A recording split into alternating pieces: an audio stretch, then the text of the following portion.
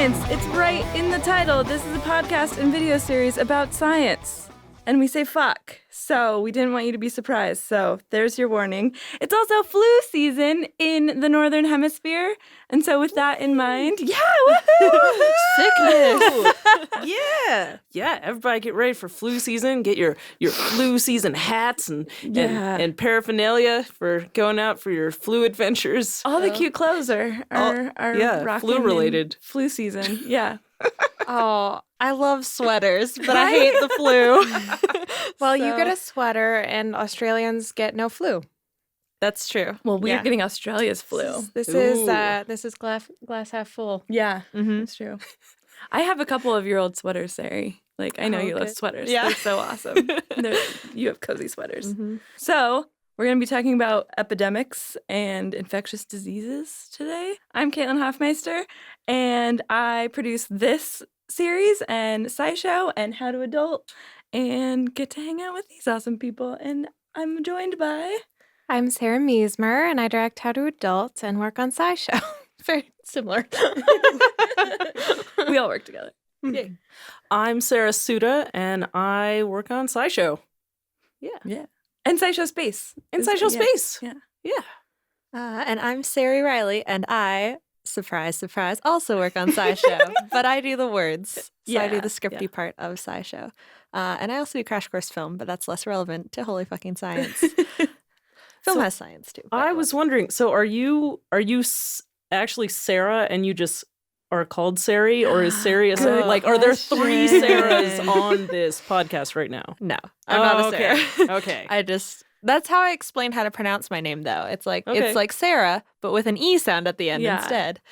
But no, I pronounced my name wrong, apparently. What? My dad found it in a book called The Myths of Avalon, because he likes mythology, and it's a Celtic goddess named, how we pronounce it, Ceridwen. I think it's supposed to be Ceridwen. So because Celtic, I think, would be the hard C. Because the hard C, yeah. So other people who I know have my name shorten it to Carrie, not Ceri. So I've been living a separate life from everyone else with my name. Your alter ego Carrie is out there somewhere, leading a different life. Mm-hmm. This is Caitlin in the soft C's.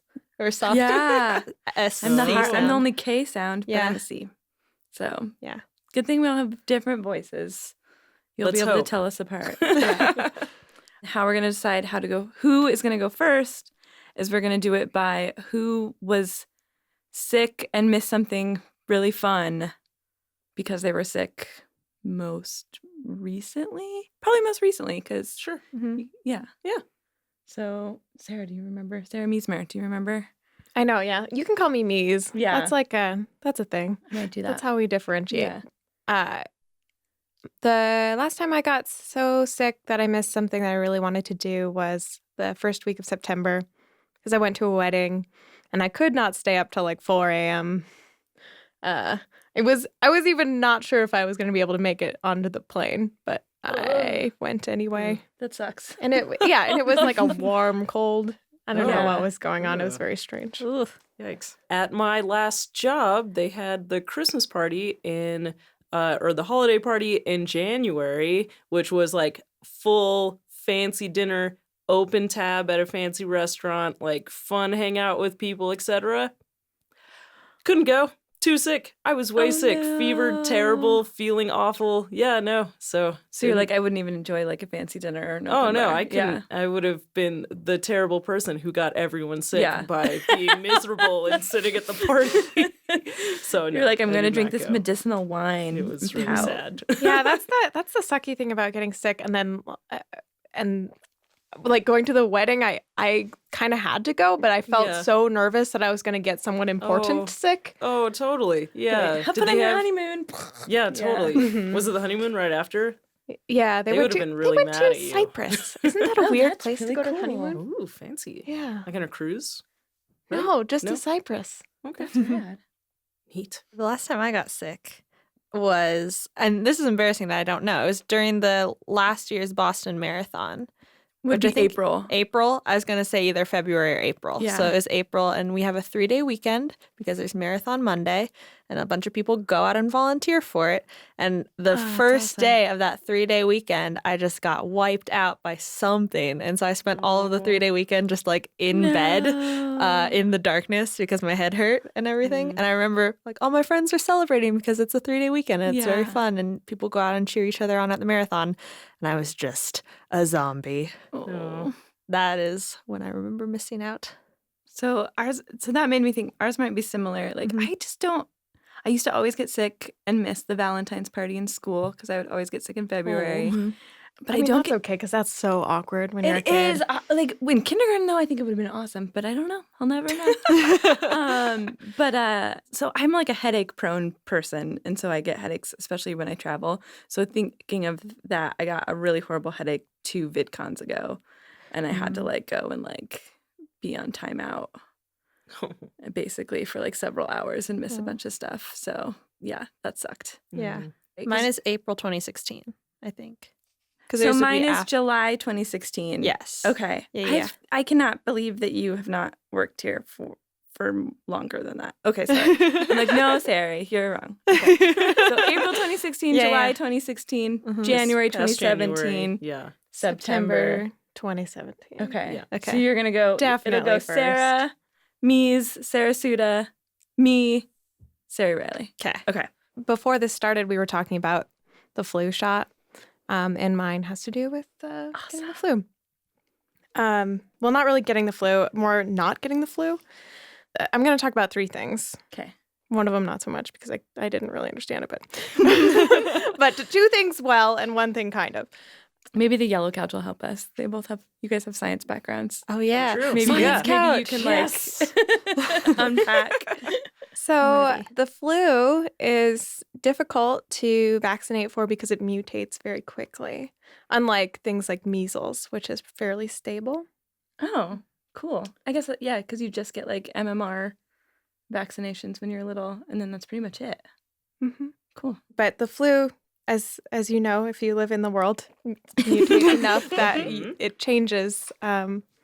Well, I guess I don't know if everyone knows that, but you have to get a flu shot every year because the flu mutates. And because it mutates, the antibodies in your body cannot recognize the flu. Mm-hmm. And so because of that, scientists for a while have been looking for ways to create vaccines that will be effective in preventing the flu for more than just a year. Cool. And there are 3 different, I keep on wanting to say treatments. They're not treatments. They're vaccines. There's 3 different vaccines, universal vaccines that are in the works. And a couple of them have been around for a while, or at least in development for a while. The first one that I don't really know all that much about sounded like kind of scientists were like, we'll just put all these different flus in a blender. That would be my approach. Yeah, that seems like just like spraying a hose at a wall. Like, don't get any of these. I'm not totally sure about that one. But apparently it's going into it's been in experimentation mode for a while. But then so after the 2009 swine flu pandemic, where a pandemic is when you have a flu or a disease comes into the population of humans where we have absolutely no immunity to it. So 2009 saw swine flu. The flu mutated enough that we had no defense against it. And so scientists scrambled to try and figure out a vaccine that would be effective. And they did. They potentially saved millions of lives because the pandemics have killed, like the 1918 flu pandemic killed 50 million people.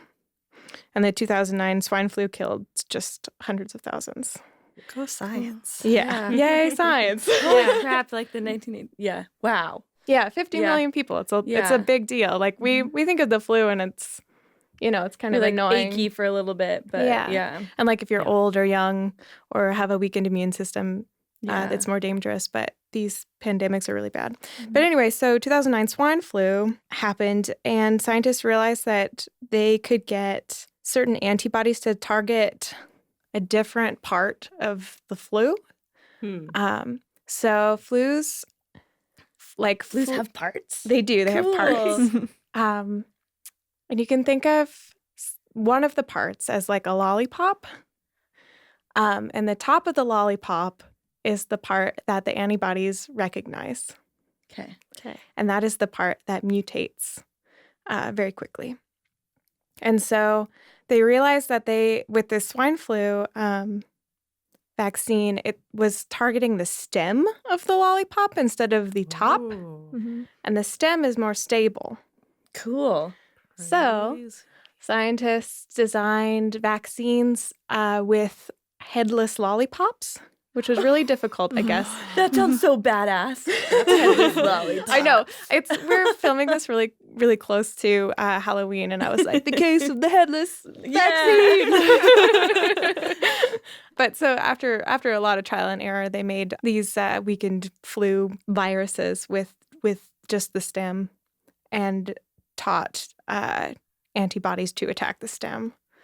And so that went into trials with ferrets for a while and was very effective. Because they have such similar immune systems to us, right? Yeah. Yeah, I think with the flu.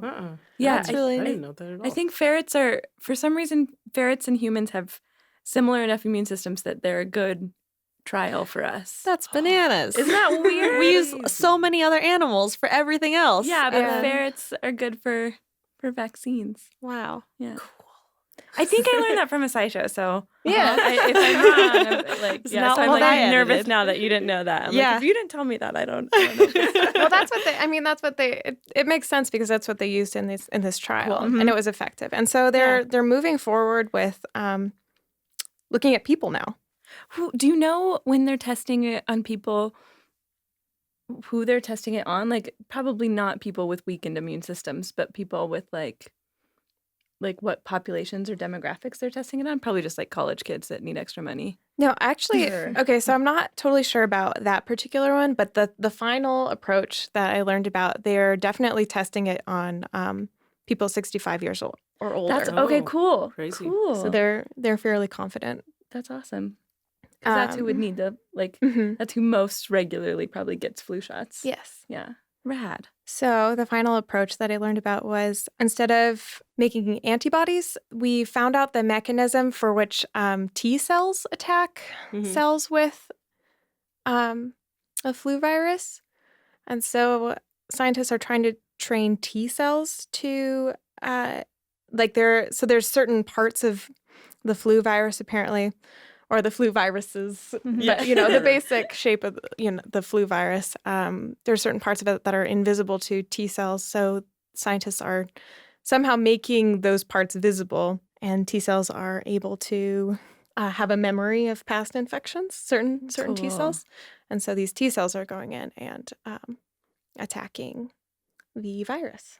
Rad. And they attack more than one strain, and this is one that, like I said, trials in humans have already begun. It looks really promising, and they're looking at test subjects over 65 now. So how are they training the T cells? Is it a just different kind of vaccine, or what does that mean? Is it because of the lollipop stick? Because it's like going after a thing that's more common in different strains?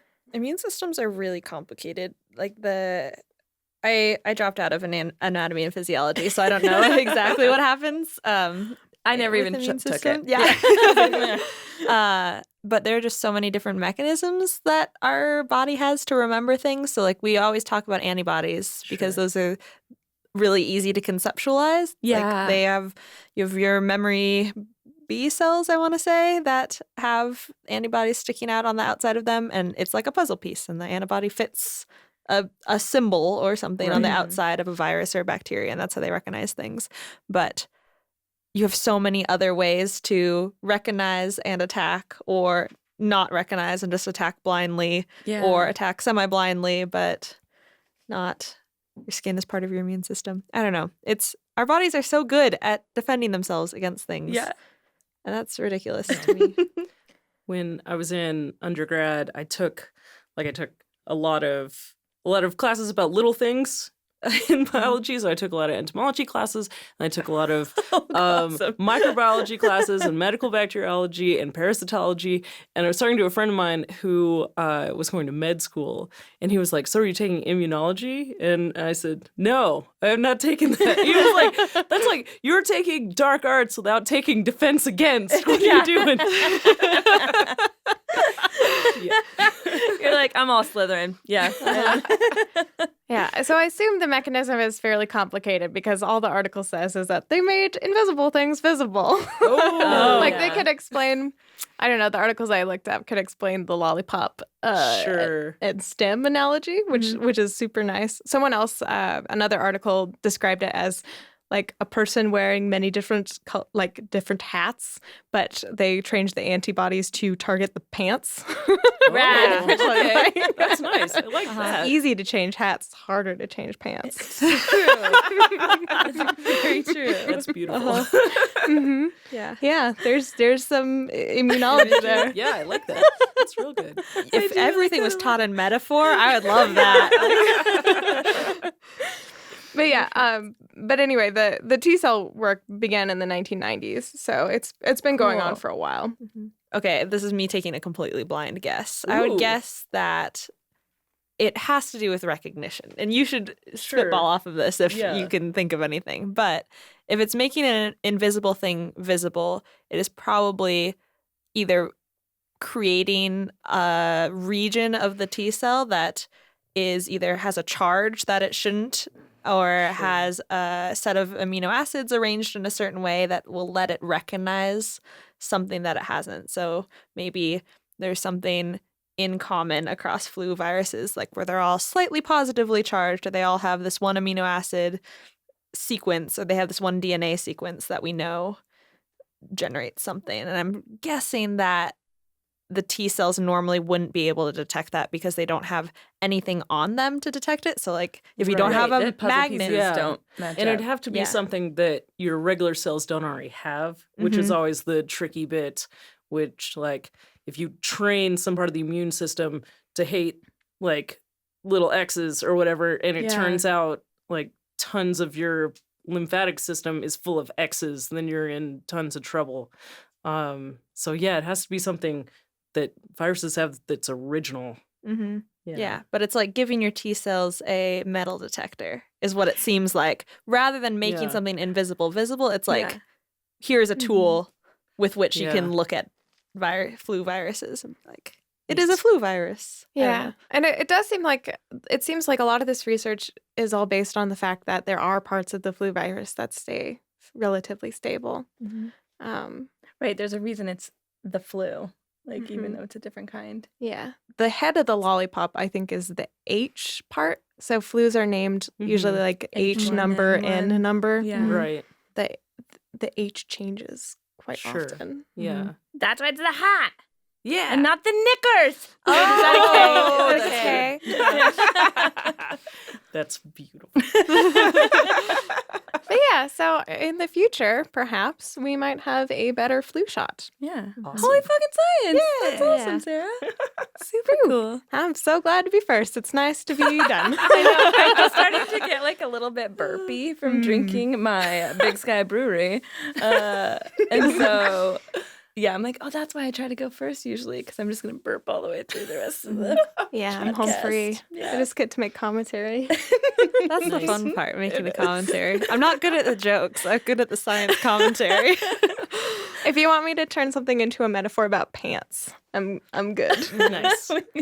I'll try and incorporate pants into mine somehow. It's a little sad, but I'm going to do it. Okay. Sarah Suta. Yay! How are you going to tell us about pants? Just kidding. Yeah. Well, actually, I'm going to tell you about the thing that Sarah Meismer started. I am talking about the 1918 flu pandemic. Yes! Yes! That's so fascinating. It's crazy. I don't know very much about it. Mostly what I know about it is from now Twilight. You don't, but soon. Yeah. The vampire in Twilight died during the 1918 flu pandemic. Did Edward die during it? Okay. Yeah. And then his dad, vampire, Was a doctor. was the doctor and then changed him. Right So he before didn't died. really So he didn't die, die. right? So he didn't die. Because the vampires are not dead. Yes, but that is when he became. But he was going to die. Yes. from Spanish flu. I have so much Twilight trivia in my head, and I hate it. I do too. I worked in a bookstore when those books were coming out, and I was the event planner, and so I had to create trivia about Twilight for people. And I would give away the prizes that I would give away. This is totally a side note, but the prizes I would give away would be the books that Bella was reading in the books. Oh. So it was like Romeo and Juliet and Wuthering Heights. Those are good prizes. I think nice. So. Yeah. Girls who like Twilight did not like those prizes. No. And I was like, this is your gateway drug to read these books. Good literature. Yeah. Find out what prose looks like. Yeah. Yeah. Cool. So the flu pandemic. So first, I would like to congratulate everyone on obviously being descendants of people who survived. Yes. Because as you said, it killed. The numbers vary depending on which study you're looking at, but it ranges anywhere from 50 million to 100 million people. Oh, right, because they didn't have super great numbers for it. Yeah. And it was that many people died too. Totally pan-global. Yeah. It was all over the place. So if it's 50 to 100 million, that is 3 to 5% of the world population at the time. It killed more people in the span of 2 years than the Black Death did in Europe in the 1300s over the course of 4 years. Oh my gosh. That's nuts. Because, you think of the Black Death as the thing. Oh, yeah. Totally. It's called the Black Death. Yeah, it's called. And that's also a hard numbers thing because the Black Death killed, I think the estimate is a third of the population of Europe. And this was not a third of the population of Europe. It's just we have so many more people. It was just more widespread.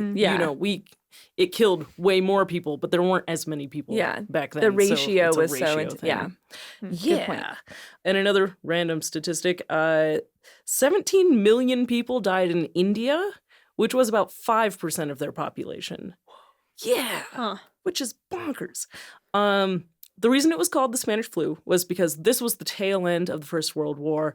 And in countries that were fighting, censorship was happening to keep morale up. Oh. And so reports of the flu were not put in the news. The death toll was That's why I've heard the count is kind of hard to track too. Yeah, because they totally were trying to keep it. But Spain was neutral during the First World War, and so their news was full of it, especially because their king was suffering from it in a pretty bad way.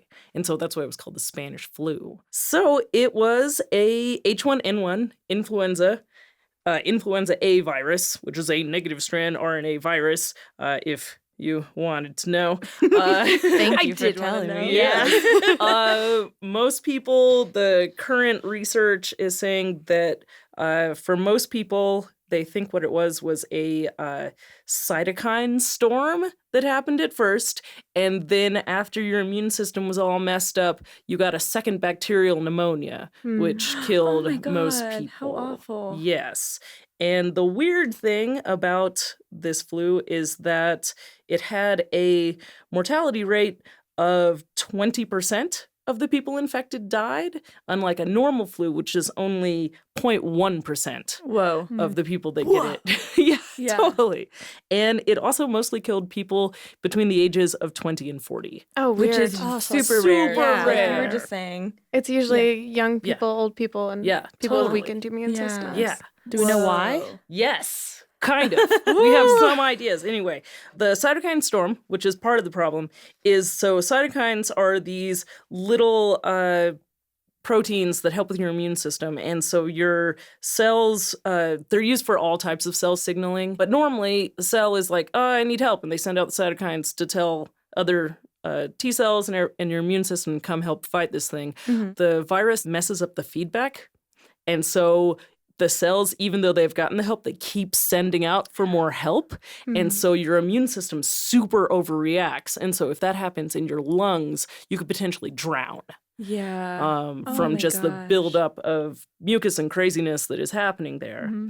The 20 to 40 problem is mostly because it had a weird second mutation. So it spread really fast partially because of the First World War. So normally when people are sick with the flu, they stay home. The people who are super sick, stay away and are not giving it to other people. But during the First World War, people who were super sick, who were in the trenches, were sent to crowded hospitals on trains. And so super sick people suddenly were out of that little population and into the population at large. And packed in, like public transportation. Like, yes. Yeah. And the hospitals were super packed because of war, like regular wounds and whatnot, poison gas, because that was being used during the First World War, and things like typhoid and various other problems that all came from that trench warfare. And so suddenly it was everywhere, and people were traveling way more than they used to. Like some of the places that were hardest hit were like islands in the Pacific around New Zealand. Because they were, people were suddenly going there, and like soldiers got stationed there, and German Samoa, which I think now is just Samoa, not American Samoa, they lost 90% of their population. And this thing happened in the course of 2 years. Yeah. Well, and wasn't there like a wave too? It was like one wave and then a second wave that was even more intense. So the first wave happened, and it mostly hit like older and younger people, and it was still very bad.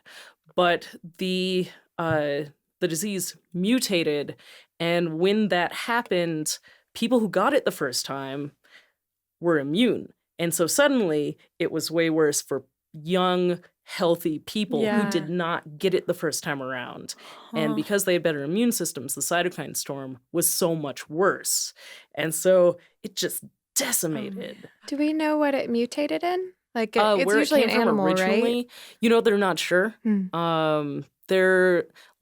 There are different reports coming from different places. There are some people who say that they think it started somewhere in China, because there was a similar flu that happened in 1917, and then a bunch of laborers from China were sent to the Western Front to help like build roads and stuff behind the lines.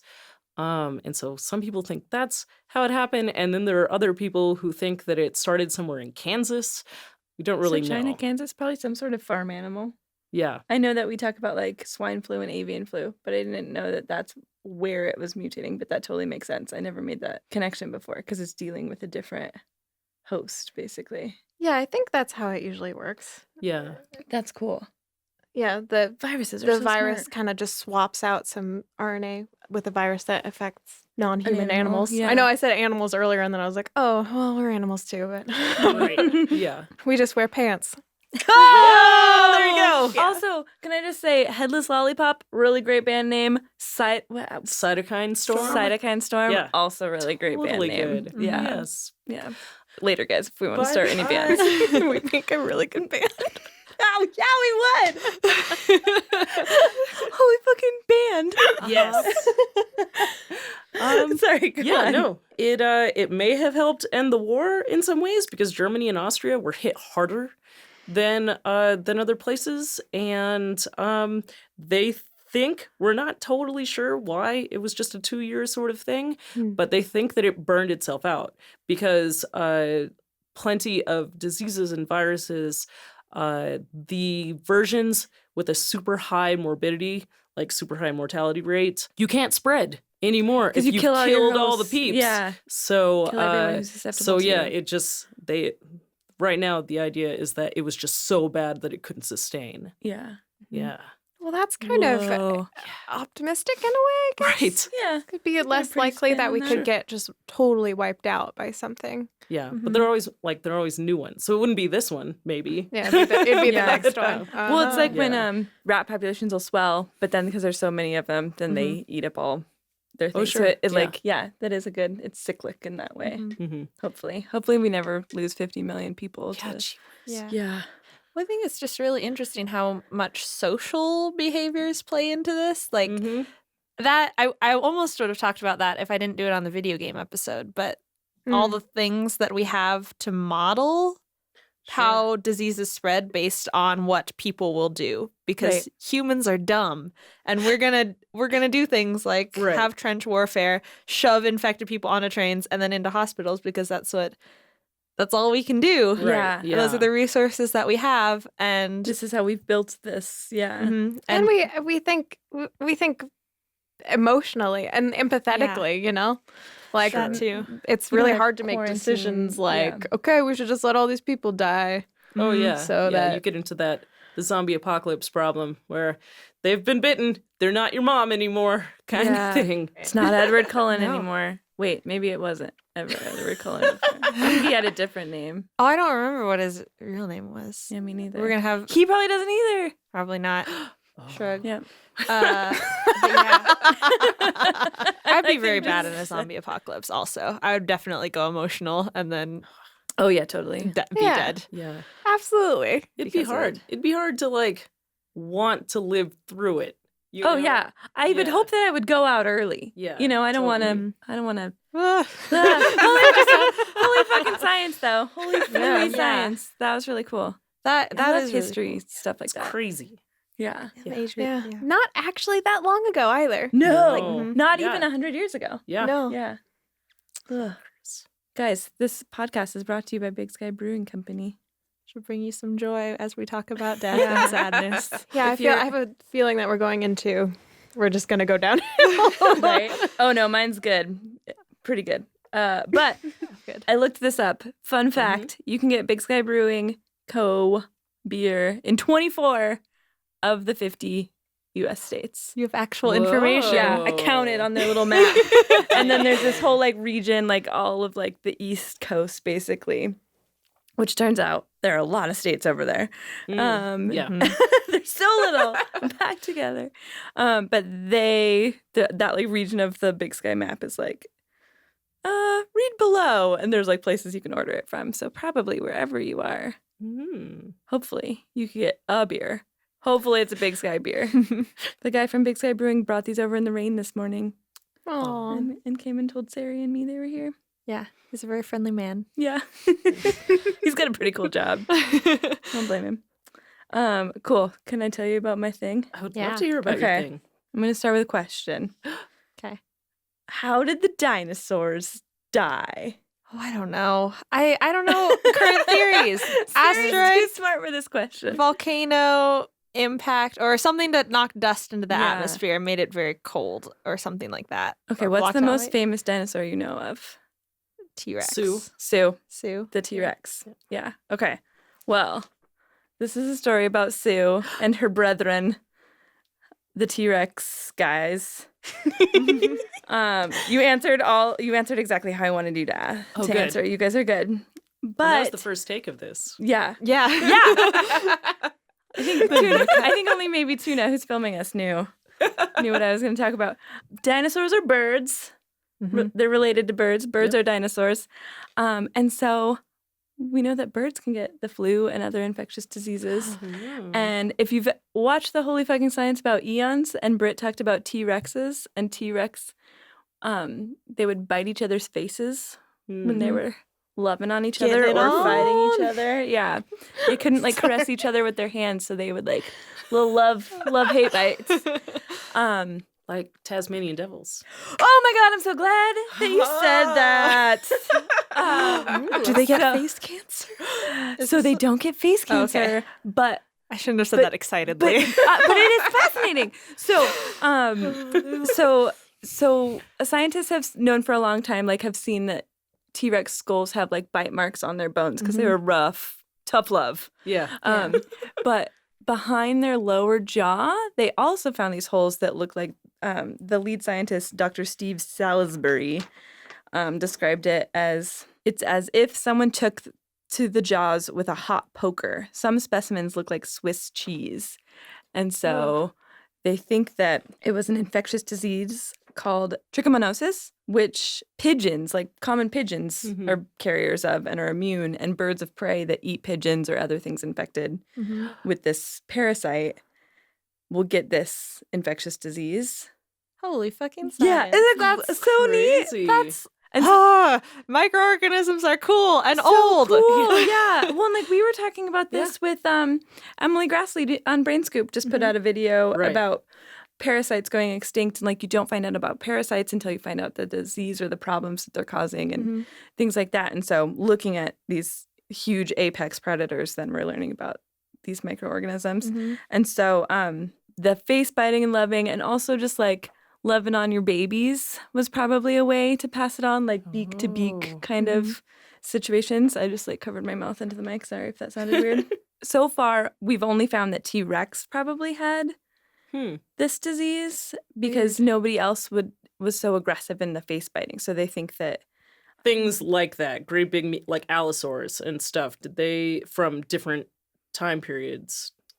I don't know. But in the fossil records, they've only figured out that T-Rex have had this, probably because they were carnivores and had these like really odd social habits. Yeah. And maybe because of cannibalism. Oh. And so really heartbreakingly, they think what would happen is that the parasite would take hold and then lesions would form on the jaw and throat. And so ultimately the T-Rexes would die. And so Sue has this and probably starved to death. Yeah. And this is maybe what they think like wiped out T-Rex because it was so like they found it in this fossils that we found. So many of them have it that they're like it was probably like pretty common. Yeah. And it was a neat thing to realize that their immune systems were probably similar to like birds of prey. And then they're using it now because they're seeing similar things happen in Tasmanian devils with the face cancer. Because of that like aggressive, like crazy social. Yeah, and that goes into the like if a disease gets bad enough that it kills all of its host, what happens to it? Yeah. But it's still alive. It's a modern avian disease caused by a parasite prevalent in just pigeons, rock doves. So they think it's something like that. It's probably a different, like the ancestor of it. So sad for the T-Rex, but glad for the parasite. Yeah, crazy. It probably found like a pigeon. There probably was something then, like a pigeon, that was immune to it. That was then because how else giving would the T-Rex give it? Get it? Yeah. Cool. Yeah. So even T-Rex, gets sick. Taken down by the parasites. Dang. Everything. Yeah. Microorganisms are going to keep going. They're so good at adapting and killing and just like taking advantage of things. That's parasitism. Oh, yeah. They just... Wait, isn't that the line in The Matrix? Oh, yeah. I was thinking like Jurassic Park, life finds a way. So you were saying earlier, I thought about this earlier because you were saying Crash Course Film. Oh, yeah. And you're like, it might not have much to do with what we're doing today, but I was like, I want to talk about Jurassic Park and Sue. Oh, yeah. And then we also talked about Twilight, The Matrix. That's it. Yeah. Movies teach you a lot of ththings. Sometimes they're not accurate. Not all the time. But if you take the message, the basic message to heart. Yeah. Poor guys. Poor guy. But also those dang parasites. That's really so interesting. I can't believe That's bonkers. Yeah, I knew nothing about that. I didn't either. I found it on, you had told me some like cool websites to look at for HFS ideas. I found it on one, so thank you. No problem. I'm glad I could help in retrospect. I'm kind of mad because we did a list show today. We filmed a list show today. That was going to be my idea. And I know I've told you about it, but some dude like dumped vomit in his own cuts and like drank vomit to prove that yellow fever wasn't transmissible.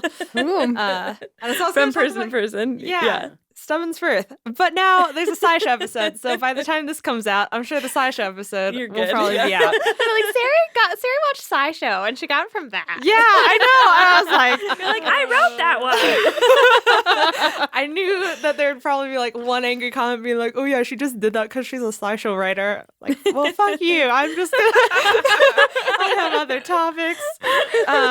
But then I couldn't think of anything, and so Jesse talked about this a little bit in the bacteria episode, but I found more on it. Cool. I looked up some of the most extreme cases of infectious disease, and that is... I'm so glad that you are ending. Yeah. Well, it's kind of extreme, sad, but it is extreme. So, like, the stuff used in bioterrorism, and the World Health Organization has a list of, like, top 5 that they think might be involved, I think, in bioterrorism, or that people could co-opt for that. Gotcha. And that includes things like plague, disease, I guess bacteria or viruses, or like smallpox if people resurrect that and mutate it.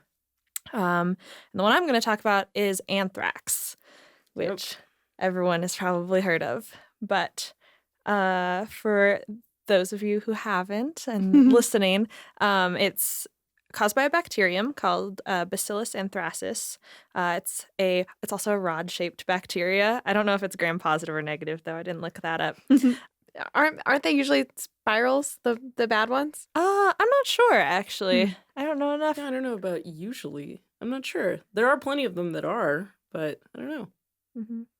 Yeah, I don't know which ones make it easier for them to like co-opt an immune system. Sorry. Weird. No, that's a good question. I'm now thinking about bacteria. I wish I knew more about everything, but also bacteria. And what makes anthrax so malicious is the fact that they are active inside cells. So when you have all your water and sugar and nutrients around, they're happy. They divide like any other bacteria, and they're really prolific. And they produce a couple different types of toxins that interact with our cells. A couple different kinds. Yeah. Scientists call them lethal and edema. And edema, I think, means like swelling or fluid collection. Sure. Yeah. And there are like letters that like LXTX or something like that and something. But I think in articles that I found, they've divided them into lethal and edema.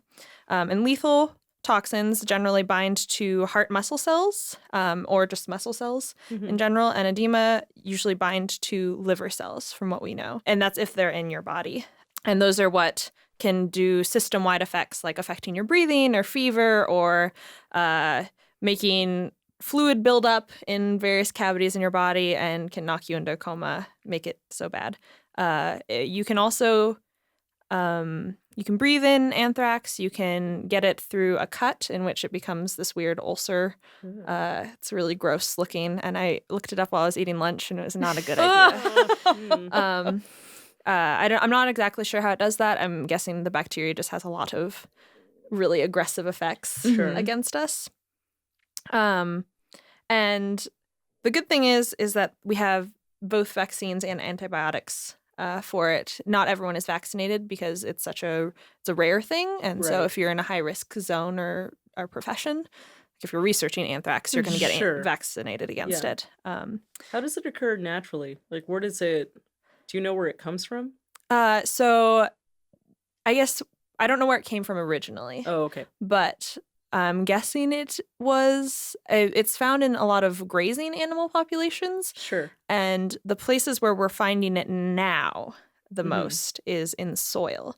And that's because anthrax is a really unique type of bacterium where if it is removed from a living host, like into soil or like pooped out or something like that. I have to make my poof reference because I make a poof reference every time. They form what's called a spore. So they do like endospores so you can't kill them? Yeah, so they form this really, really tough protein coat around them where it's like, my environment isn't favorable anymore. I'm just going to hide. Yep. Isn't that like becoming weird with like, I might be totally wrong about this, but isn't it becoming weird with like the tundra? Yeah. Is that where?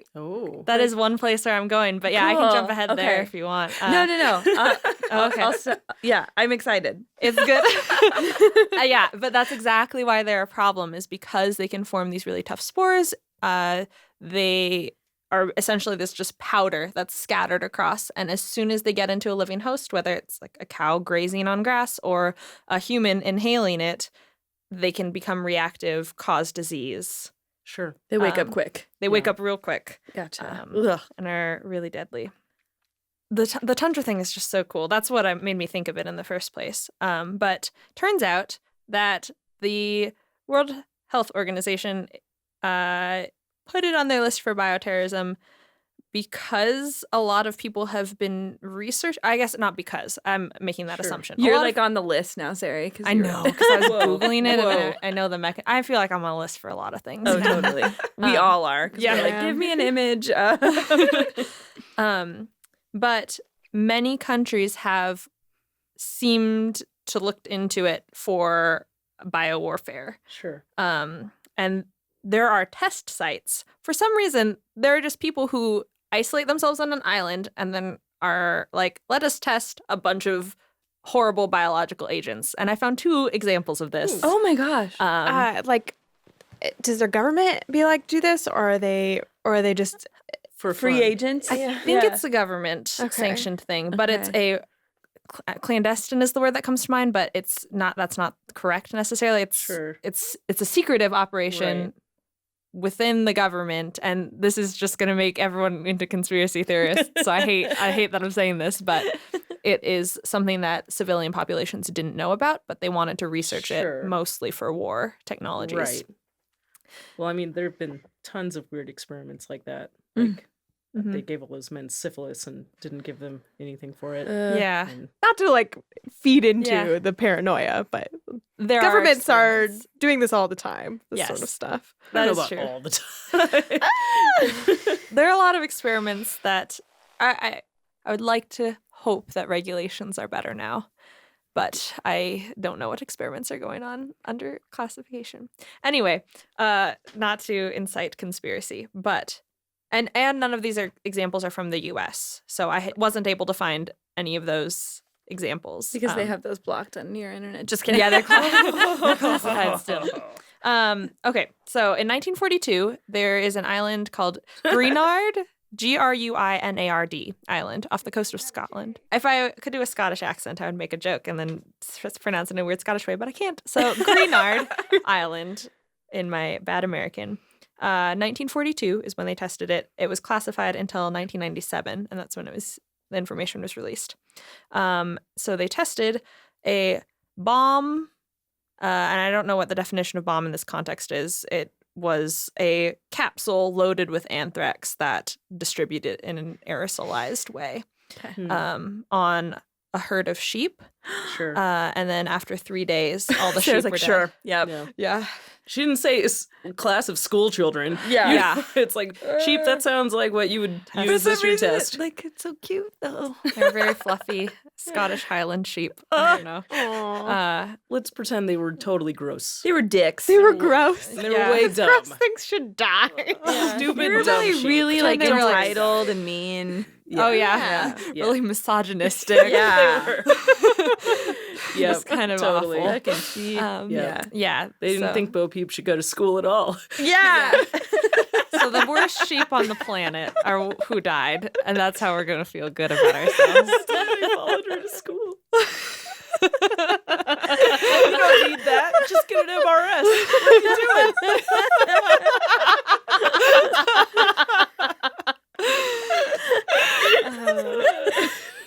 Yeah, those are the sheep. What is that called? It's like a nursery rhyme humor. So good. Yeah.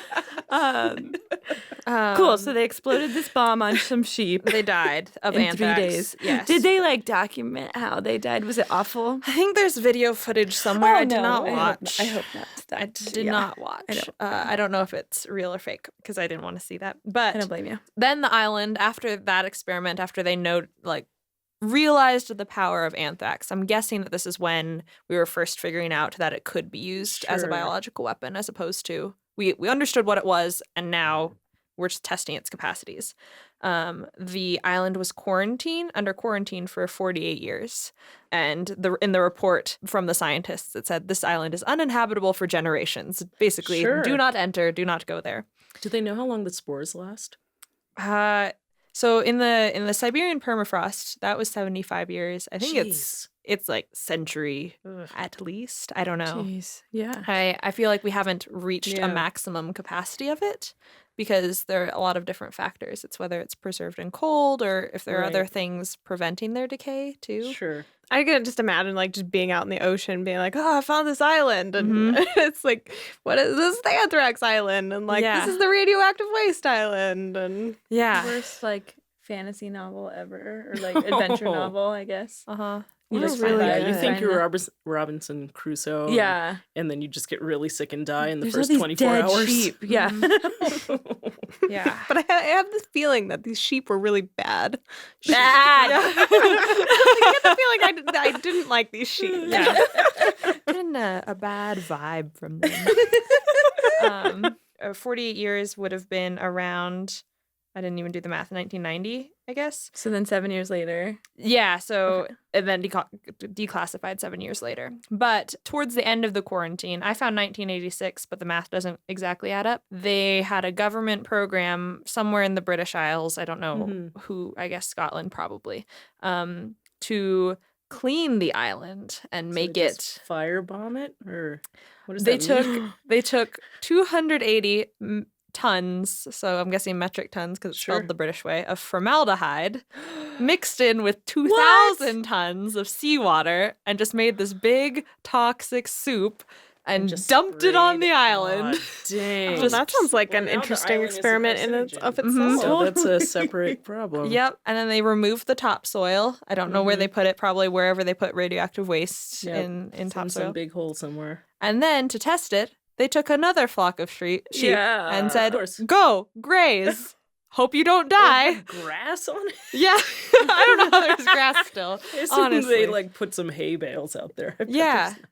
And the sheep didn't die. So somehow there's no reports. I don't know if they followed up to see if they developed cancer because formaldehyde is a horrible chemical in itself. But they didn't die in 3 days from anthrax. And so there you go. And there are definitely scientists that are still like, yikes, I would not step foot on that island because anthrax is super resilient. Yeah. So if you're going on weird tiny islands, you should bring a sheep that you hate. Yeah. Have them go first. Yeah. They're the canary of Anthrax Islands. The canary of Anthrax Islands. Yeah. And then there's another Anthrax Islands, also a really good band name. Ooh, yes. Guys, I'm sorry I didn't have a good band name on mine. Oh, that's okay. Yeah. Oh, I haven't worked in pants yet. I'll figure it out. There's another Anthrax Island too. There's 2 Anthrax Islands. This one's worse though because it has multiple. Because that's where pathogens. the school children were. Oh no! I'm nervous. It is in the. I found 1970s as a ballpark, but it was during research towards the Cold War. Okay. And it. I can definitely not pronounce this. Vozrokhdenia? Oh, sounds cool. Sure. Yeah. My favorite place. Yeah. I summer there. Yes. I summer in the project was Aralsk 7, Aralsk 7. And basically it was an island that was a testing ground for the Soviet government and a research facility for pathogens, including anthrax and typhus and smallpox and things like that. And now it is just a wasteland of like salty carcinogenic sand and dead things. But carcinogenic sand. Yeah, just all kinds of bad stuff. And when you guys were describing the idea of someone sailing up to an island and then dying, that has happened here. Oh my gosh! Where don't step on the island that is like completely dead. Yes, the island of death. In 1971, according to these articles that I read, a scientist on a research vessel she just sailed it into a brownish haze and then got infected with smallpox and passed it on to 10 other people, 3 of whom died. 2 fishermen went missing, and then their bodies washed up in the water, like surrounding-ish this island. How dead fast with does smallpox? I don't know enough about smallpox. Okay, so maybe they had something different. The fishermen, if it was that fast. Oh, the fishermen died of a plague. The plague. Oh They've died of different things. They just on this death island. All types of crap. And then they're like, we're not going to monitor it that close. Yeah, let's just leave it there. I should put some big buoys out there. Yeah, just do not enter. Skull. Yeah. Bye. This is like Odyssey shit. Yeah. It actually Yeah. is. It's like mythical creatures. I would not doubt Oh my gosh, do they have sirens on that island? That's what I was assuming. Yeah, they should have something. They should have something. No sirens like the women who sing you in. Yeah.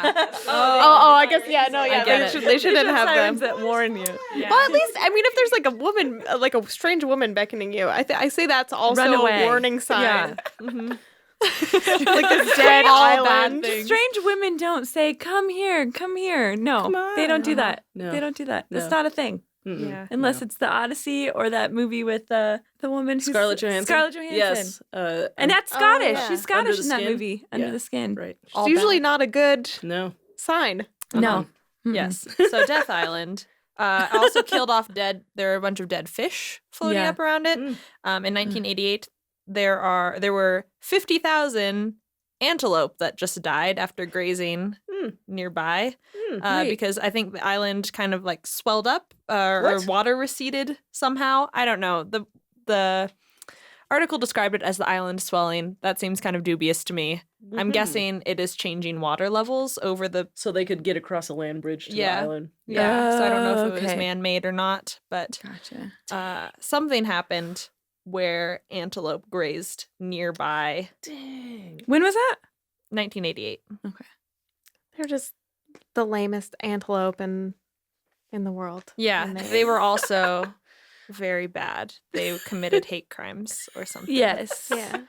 And so somewhere in the middle of Death Cloud, the island was completely banned from any other people who were working there or going back to check on things, but it wasn't properly cleaned at all. Right, like we made fun of the formaldehyde seawater thing, but apparently that's better than nothing. Yeah. And that is what they're trying to use. I think this article said in 2001, a U.S. team was sent to try to clean it up. And in 2005, a documentary crew went there to... Did they come back? Yeah, they had super, super hazmat suits. And probably got like... Yeah, and I got vaccinated. And got I bet anthrax that vaccines. has extra like weird problems because if it was still killing things in 88, then, that country had fallen apart. So... if the government was supposed to be taking care of it, that government doesn't exist anymore. That system was different now. Yeah. So that's an extra random trouble. Yeah. Anthrax lasts longer than governments. Yeah. I have heard recently that when a government falls, that's one of the things that happens, because without sort of a structure and organization, you can't vaccinate people. And so then you get outbreaks. Yeah. Oh, sure. Yeah. So this is all sad, but tell us about the tundra thing though, because I don't fully understand that, and I think it's so fascinating. Unless you're not ready. Tundra thing. I have so many. There was another research facility where they were studying anthrax called Compound 19, also in the Soviet Union. Someone took out an air filter and was like, this needs to be cleaned, but didn't log that they took out the air filter. No. And so then someone turned on the exhaust tubes and just spewed anthrax into the countryside. They called this the biological Chernobyl, which is very sad. And 64 people died from that. I think that's the biggest death toll from anthrax. Whoa. So compared to the flu, low death toll, but sure, it's that's like we don't have the flu contained in a room. Mm-hmm. Yeah, no, this wasn't set off by accident. This was just like course of nature and human progress happened, not a like, oh, I forgot to replace the filter. Yeah. That's how they sounded. That is the voice I use when I forget to replace the filter. And then the permafrost thing happened. I've seen reports on it in 2016, but yeah, it's really recent. Yeah, basically what happened, it was in Siberia, and permafrost is just the soil, and it's so icy that it's really packed down. And because of climate change, it's been thawing, and so the soil's been getting mushy, and it exposed a reindeer carcass, and they're one of those grazing animals that would have grazed on grass, and this particular reindeer that they think like the idea of a patient zero is kind of wishy-washy, but either reindeer or herd of reindeer had anthrax living in its body, and then when the body froze and stopped decaying, the anthrax just became spores inside it, and then with everything warming up, then the spores all of a sudden had this like rotting, goopy corpse, which had all the nutrients. Yeah, delicious for bacteria, and started proliferating. And then people who were living in that region who were walking by and potentially brushing up against this corpse 75 years later after this reindeer had died, then they are now infected. Anthrax from this? I think people have gotten anthrax, and I did not look up if anyone had died, or did not write down because this was the last thing I looked up. I don't think they have, because I remember hearing about it on the news, and as far as I know, nobody died, but people did go to the hospital. Oh, jeez. Yeah. Yeah, and it's nice that we have the infrastructure to defend against that, but it's an interesting sign because there are a lot of diseases like anthrax that were very contained. Smallpox is technically eradicated around the globe besides some small stores. But there are big cemeteries where people would bury people who died of smallpox in mass graves. Sure. What happens when those thaw if there are bacteria that are still if they viable? Or, like an earthquake. Sure. Well, if they were buried in like regular soil and died in a regular way, then you should be okay. There are very few, like this is a crazy example, but there are very few diseases that you can get from a dead person. Because in general, those things die when the host stops living. So in general, we're okay. But yeah, there are weird bacteria that do endospores and stuff things. with endospores. Yeah. It's resilience again. Life finds a way again. Unless you're big. Unless you're big. If you're tiny. If you're tiny, you can do it. But it's just, I don't know.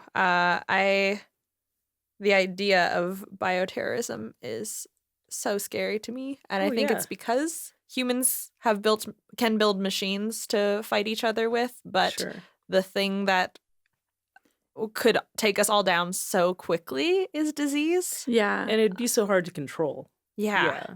Because once these diseases start spreading across a population, it's not, all forms of violence are bad, I guess, but this especially, like it's another thing that is growing and evolving and using us as hosts. Yeah. I don't know. A lot to be scared of. Yeah. That is a bad note to end on. but maybe have some good sleeps. Get some pants in there. What's your pants? Oh yeah, thing? Pants facts. Pants facts. Pants facts. All of my pants facts are sad. Anthrax. Anthrax. Oh, I should have done this. The spore is like their pants. They've got a little protective set of pants. There you pants. go. Protective pants. Protective pants. Good. Yeah. So if you imagine anthrax in a little pair of pants and safely contained in the lab where nice scientists are researching ways to immunize people against it and pull down just pants the anthrax. Pants them. Yes. And they'll be so embarrassed and then die and then we won't harm any humans ever again. Only you can kill bacteria with embarrassment. That'd be awesome. Because it is embarrassing to have a bacterial infection, you know? Mm-hmm. Yeah, you have to rely on other people. Yeah. I think that's one of the saddest things about illness is that when you're sick, you need help. And yet sort of our instincts drive us away from people who need help, who are sick. Sure. There was a Scisha Psych on that recently. Mm-hmm. I do like Protective Pants as another band name. Yes. Yes. I need to figure out a T-Rex band name. I mean, T-Rexes are so badass. It's like the anyway. Swiss cheese something. I liked that. Holy jaw. Yeah. Swiss jaw. Cheese jaw? Swiss cheese jaw? T-Rex. No, that's too long. T-Rex epidemic. T-Rex and the faulty jaws. Yes. T-Rex. Sue is the front man. Yeah. Sue and the dead, diseased dinosaurs. Yeah.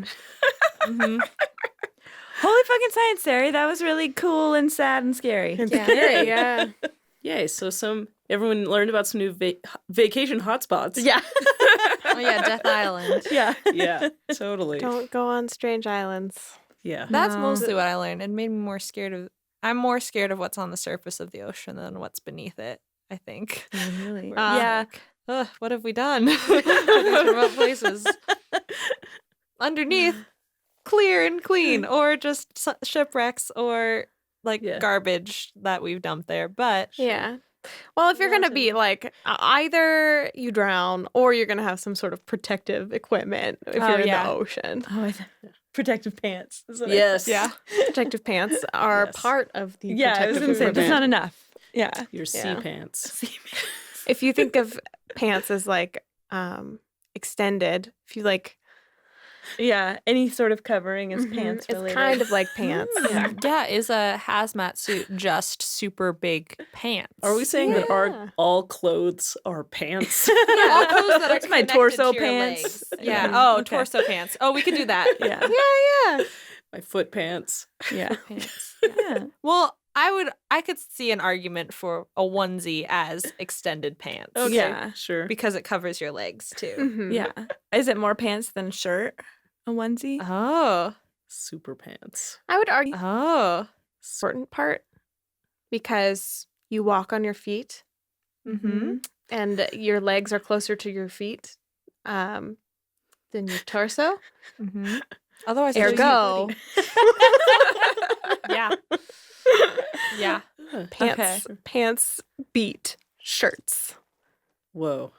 It's like rock, paper, scissors, pants beat shirt. But I don't know what shirt good. beats. Hat. Hat. Yeah. Yeah. Yeah. Yeah. But does hat beat pants?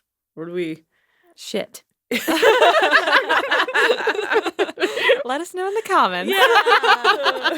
Well, thanks, guys. This has been Holy Fucking Science. I'm Kaylin Hofmeister. I'm Sarah Meismer. I'm Sarah Suta. I'm Ceri Riley. And Josef Tuna Metesh has produced this whole thing. Good job, Joe. Yay, Tuna. Yeah. And this has been Holy Fucking Science.